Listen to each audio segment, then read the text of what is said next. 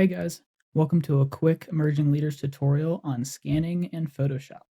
All right, so we're going to jump into just a couple tips about scanning I've got for you. If you were at our tutorial the other day on layout, I'm going to review a couple things, and then we'll jump right on into how to do some post-processing of those scans or pictures to make them look better for our presentation. The most important thing you can keep in mind when you're doing this type of stuff is lighting. If you don't have even natural looking lighting, then your scan is going to have blurred out lines like this left side. And if you want nice, clean, crisp line work, you just need to make sure that you don't use an overhead light and that you use as even as lighting as possible. The other thing you need to work on is having high contrast. So that's making sure you have good line weights, making sure that if you can use pen because that'll help get that nice dark line. But if you're like me, you may not be comfortable with the permanency of that, so stick with pencil. Just make sure you have nice, thick, and dark lines. And then if you're using tracer vellum, go ahead and put a white backdrop underneath that, and that'll help a lot with making sure that you don't get anything bleeding through the paper that'll show up on your scans. So this is just a couple examples I took real quick. The left one is just an example of a phone picture. It came out pretty good. The lighting's not totally even. You can see some dark spots, and those will just be a lot harder to clean up afterwards. I kind of set up this funny angled board in the middle with my drawings next to a window because that's where you can get some nice even lighting, especially if the sun's not shining directly through and you just kind of get the ambient light. And that helped me get this nice scan using the Adobe Adobe Scan app. And that turned out pretty nice. It's definitely going to need some cleanup work, but we can show you how to do that here in just a second. So normally we would potentially have access to some pretty high quality scanners in the DMC. Unfortunately, the DMC is closed right now. But in the future, they have two flatbed scanners that you can use. That's like your typical top of a printer scanner, except they're really, really nice and will scan to really high quality. And then they also have a roll scanner that can do large format, like big sheets of vellum. That could potentially be what this project would be on, like a 24 by 36. But unfortunately, we don't have access to that, so we're going to try to use a phone scanner and then clean up those images as best we can. So we'll go ahead and hop over to Photoshop. Not that one. Cool. So this is a scan that I put into Photoshop. I just took the PDF that comes out of the scanning app, and I right-clicked on it, hit Open With, and then Photoshop, and it'll open up onto this screen right here. It went ahead and made it black and white for me, which is super, super nice, but I'm going to run through very quickly how to do that if it doesn't do that. So you'll see my base image is in a layer over here on the right, and that just shows me, this is basically the organization system in Photoshop, but I just know that if I turn the view off of that, that's where all of my work is. So this will help you kind of keep things organized. If we go down to the bottom of this little window, there's this little circle with a half lit, half blacked out circle. That's going to be your adjustment layers. If you click on that, you can go down to black and white,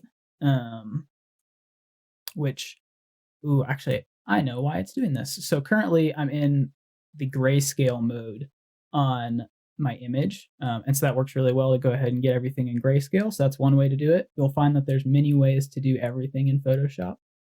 So you can either go to image mode and make sure you're in grayscale. If you happen to be in color, you can then go over to this circle, hit black and white. And that's going to put essentially a filter layer over the top of this. That's a black and white layer, and you can go in and kind of adjust some of that. But for our cases here, we just need a nice even black and white layer. And that'll just make sure any lines that may have come through as color, if your scanning app was kind of weird, sometimes they show up as blue. This will just go ahead and make everything nice and black. So my scan actually did a pretty good job. There's just a couple things we may need to touch up here. So one of the things that we can do is we'll go ahead and make ourselves a nice white background layer. So that way we know it's going to be an even paper white so that it won't be kind of blocky when we get to putting it onto the Miro board. So we can go to Layer, New Fill Layer, and then Solid Color. So I'll show you that one more time just in case that was a little fast. Layer, down to new fill layer, and then over to solid color. We'll hit OK. Then we're going to pick our color. We just want to make sure we're all the way up in the top left corner. Or you can go down and do this color code as 5Fs, and that's just the color code for white. Or you can set CMYK to 0. There's lots of different ways to do it. But just the top left corner is the easiest way. We'll hit OK.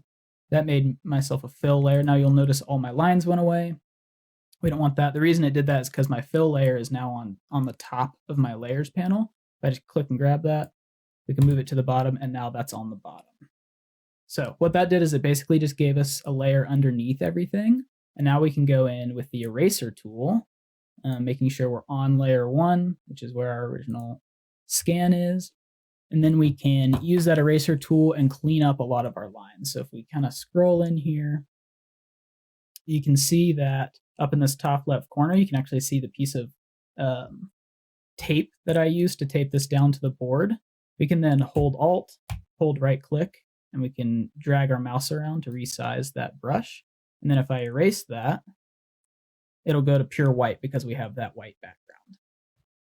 So pretty fancy. So now kind of the process of this is going to be going around, maybe cleaning up some of these construction lines, just like that. That'll make that section look nicer. Got some more construction lines over here. And you'll notice that when I'm doing this, because I put it in black and white mode, it's doing a really nice job of keeping everything that nice pure white in the background, which will help it blend in to your slide later. Okay, so there's a couple more tricks I want to show you. You can tell here some of my line work actually kind of faded out. Now, there's a couple different things we can do here, but what I like to do is we'll make ourselves a new layer, making sure it's right on top of the original layer. We'll go to the brush tool. We'll make sure that in our brushes we're on hard round. And then what we can do is we can zoom in here nice and close by holding Alt and using our scroll wheel. We can see kind of this is about 2 pixels wide. So I need to bring our brush size down. You can either do that with the Alt and right click, or you can go up here, kind of resize it. So I've got it set to 2 pixels now. So then what I can do is I'll click right here in the corner. Ooh, you got to make sure we're on black. So you can go over and click on this square. We'll go to the bottom right corner this time. So now we're going to draw with black like that. So we can undo that. And then you kind of got to play around with what the opacity is going to look like here. So if we click where that line should be, just one simple click, and we're going to hold shift and move over to where that line is missing. Click again, and it'll draw in a straight line. So you just got to hold shift for that, and we can zoom out and kind of look what that looks like. It might be a little bit dark there, but it's not bad. So what we can do is we can zoom in, undo it. I'm going to go up here to my opacity, and we'll quickly turn that down. Maybe we'll try 75. So what that does is it just makes it a little bit more see-through. You can also just change the color to a little bit more of a gray. But this I like because it lets the background show through a little bit, so that looks pretty good. We can then come over here, draw a nice line there, go up here, draw one down on that side. And I'm doing this again, all just holding shift on that second click, and it makes sure that it draws it in a nice straight line. And you can tell it's already pulling that image back in down here in the corner. So we can go back over here, click there, draw all the way across. That looks really nice. And I'm just doing this pretty quick. You're going to want to take your time through all of this. Make sure you get the line work that looks nice and clean. We don't want it to look too dark. I think that looks pretty good. It's not overpowering the drawing. You can go in here and try to fix up some of your font. So this is a little bit trickier because it's not straight lines, so we can't use the shift click method. But if you go nice and slow, you can kind of draw pixel by pixel. Clean up a couple of these lines. This will keep your nice hand-drawn look. But we can make sure that everything's coming through nice and even into the font. So that's a little bit easier to read there. So this is just kind of going to be a process of going through, making sure we're using our eraser tool, cleaning up some of this, assuming we're on the right layer. And just, you don't want to spend a crazy amount of time doing this. You could be really meticulous and spend a lot of hours cleaning all this up, but you do want it to look nice, making sure you're not losing any lines, make sure you don't have anything too overly messy and smudged. But already I spent I don't know, maybe 10 minutes in this, a little bit less than that, and it's already looking much better than when I originally put it in here. So if I'll pull this out so you can kind of compare it to what it was on the original scan. Um, this picture right here was what it was when I started. So it was blue, not looking great. Lost line work down here, and in just a couple minutes, I was able to clean up a lot of those dirty lines, redo some of the lines in the bottom left, make sure it looks nice and clean. And we want to present our stuff as best as we can. So take the time at the end of this week while you're taking some time off after you finish drafting, and make sure you guys clean up those scans, get rid of all those nasty lines. And it'll go a long way to making sure that your presentation is nice and clean, and presented well, for your professors. Hey guys, one more thing I wanted to show you guys in Photoshop. So when I brought my scan in, I was pretty happy with the contrast and the line weight. But if your scan didn't necessarily do a great job, or you're working from a photo, what you can do is, after you've done your black and white layer, you can go into that same adjustments layer tab over on the right and click levels.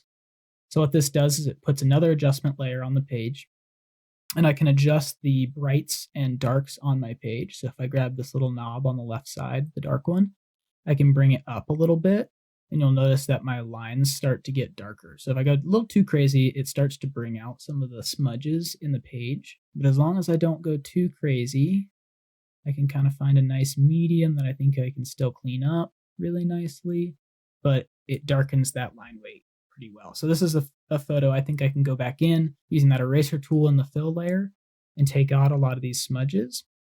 And it really darkens up that line weight really, really nicely. So that's another tool you guys should absolutely use to make sure you're getting some nice high contrast in your scans. All right. So if you guys have any more questions, please reach out to your mentees or your mentors. They can help answer a lot of these questions for you. And there's so many different ways to reach an end goal in Photoshop.